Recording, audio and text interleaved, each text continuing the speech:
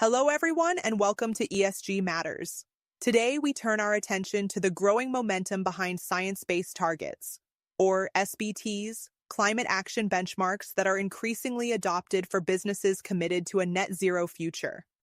Under the Paris Agreement, the global community pledged to limit temperature rise to well below 2°C, ideally to 1.5 degrees Celsius.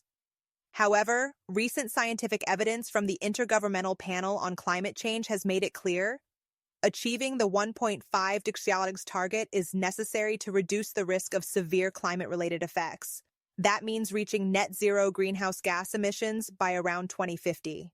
To meet that goal, Japan has set new interim targets: a 60% reduction in emissions by 2035 and 73% by 2040. For businesses, this is no longer just a government mandate. It's a growing area of focus across supply chains, investment portfolios, and boardrooms. That's where the SBTI, or Science-Based Targets Initiative, comes in. Developed to align with the Paris Agreement, SBTs provide companies with a robust framework to set short and long-term emission reduction targets across Scope 1, 2, and 3 emissions. This means companies must not only reduce their own direct emissions, but also tackle indirect emissions across their energy use and entire value chains. What makes SBTs increasingly relevant is the establishment of a global standard for net zero.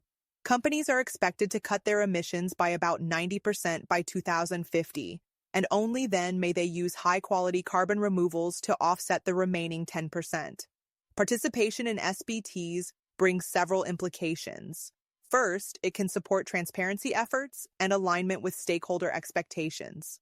A 2023 survey by the Tokyo Chamber of Commerce showed that while 74% of small and medium enterprises hadn't yet received carbon reduction requests from clients, the remaining quarter had, mainly asking for emissions tracking, goal setting, and third-party certifications.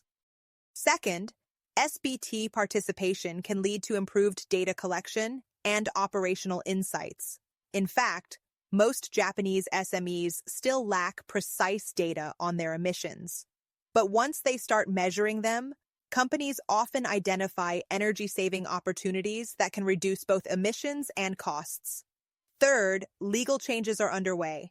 Japan's Act on Promotion of Global Warming Countermeasures is being revised to require more detailed emissions reporting.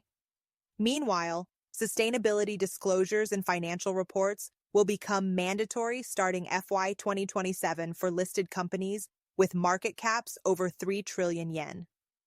Early participation in SBT can help companies prepare for this regulatory shift. In short, joining the SBT initiative requires planning but may support compliance, cost management, and alignment with future regulatory frameworks.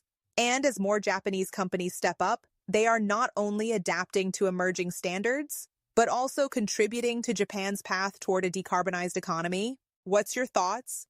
Comment down below and let us know. Thanks for watching. Stay tuned for more insights on how Japan is tackling climate change.